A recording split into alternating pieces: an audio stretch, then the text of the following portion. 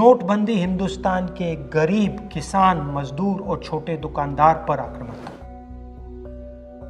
नोटबंदी हिंदुस्तान की असंगठित अर्थव्यवस्था पर आक्रमण था। 8 नवंबर 8 बजे 2016 प्रधानमंत्री जी ने नोटबंदी का निर्णय लिया। 500 रुपए, 1000 रुपए का नोट रद्दी कर दिया। पूरा हिंदुस्तान बैंक के सामने जाके खड़ा हुआ। आपने अपना पैसा, अपनी आमदनी बैंक के अंदर डाली। पहला सवाल, काला धन मिटा? नहीं। दूसरा सवाल, हिंदुस्तान के गरीब जनता को नोटबंदी से क्या फायदा मिला? जवाब, कुछ नहीं।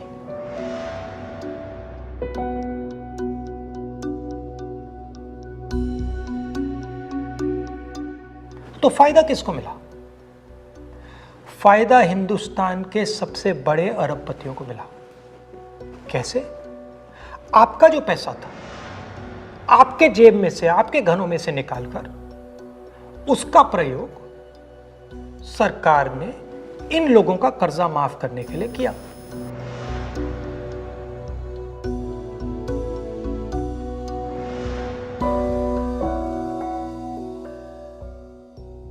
मगर वो सिर्फ एक लक्ष्य था।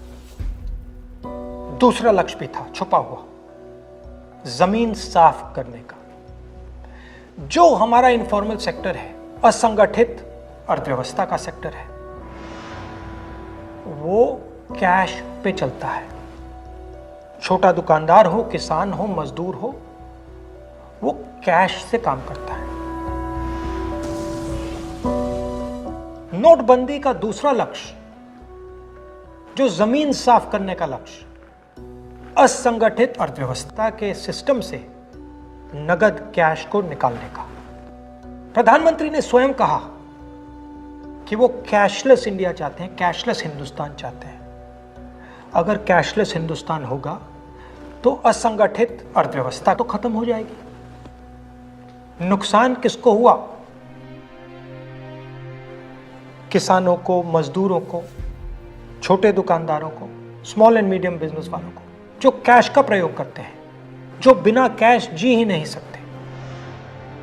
नोटबंदी हिंदुस्तान के गरीब, किसान, मजदूर और छोटे दुकानदार पर आक्रमण था। नोटबंदी हिंदुस्तान की असंगठित अर्थव्यवस्था पर आक्रमण था। और हमें इस आक्रमण को पहचानना पड़ेगा और पूरे देश को मिलकर इसके खिलाफ लड़ना पड़ेगा।